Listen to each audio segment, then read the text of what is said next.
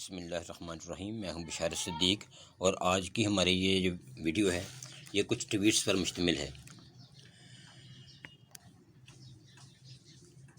اشفاق احمد صاحب کا ایک ٹویٹ کوٹ کیا گیا ہے، ٹویٹ کی شکل میں ان کے ایک فرمان کو کوٹ کیا گیا ہے، جس میں وہ لکھتے ہیں کہ جس پہ کرم ہے اس سے کبھی پنگا نہ لینا، وہ تو کرم پہ چل رہا ہے، تم چلتی مشین میں ہاتھ دو گے اڑ جاؤ گے، کرم کا فارمولہ تو کوئی نہیں، اس کرم کی وجہ ڈھونڈو۔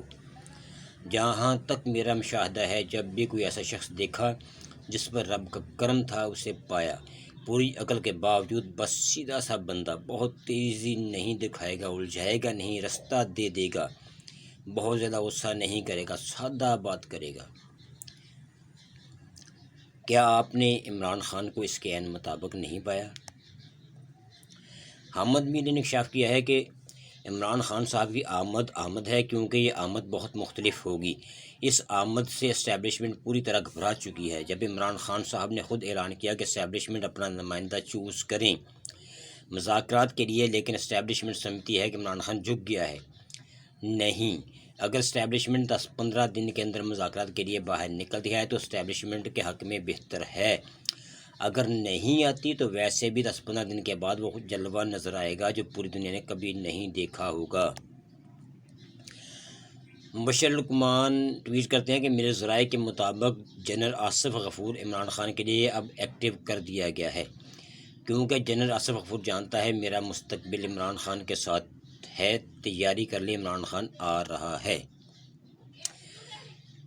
مہر بانو قریشی کہتی ہیں کہ انہوں نے تحریک عدم اعتماد لانے کے پیچھے یہ بیانیہ بنایا کہ اگر عمران خان کو ہم نے نہ ہٹایا تو وہ جنرل فیاض حمید کو 10 سال کے لیے چیف بنا دے گا، ڈکٹیٹ کرے گا اور خود۔ لیکن کل خواجہ آصف نے اعتراف کیا کہ جنرل فیاض نے ان سے کہا ہے کہ آپ حکومت لینے کے لیے تیاری کریں۔ متی اللہ جان ٹویٹ کرتے ہوئے کہتے ہیں کہ بلے کے نشان والے فیصلے کو اگر دیکھیں تو اس میں کوئی شک نہیں، قاضی فائز نے بہت آگے جا کر نہ صرف تحریک انصاف کو سزا دی بلکہ قاضی فائز کو اندازہ تھا اس فیصلے کی غلط تشریح ہوگی۔ اخلاقی طور پر قاضی فائز کو تحریک انصاف کے کیسز نہیں سننے چاہیے۔ ثاقب بشیر جو کہ ایک صحافی ہیں جو کہ اکثر عدالتوں کو کوٹ کرتے ہیں، وہ کہتے ہیں کہ آج توشہ خانہ کیس کی سماعت میں جسٹس میاں گل حسن اورنگزیب صاحب نے بڑے اہم ریمارکس دیے کہ ایک ہی مدعا پر بار بار کیس کرنے کے حوالے سے کئی ججمنٹس موجود ہیں، مطلب اس کے ذریعے ان کا توشہ خانہ کیس سرے سے ختم ہو سکتا ہے۔ ملتے ہیں اگلے ولاگ میں، تب تک کے لیے خدا حافظ۔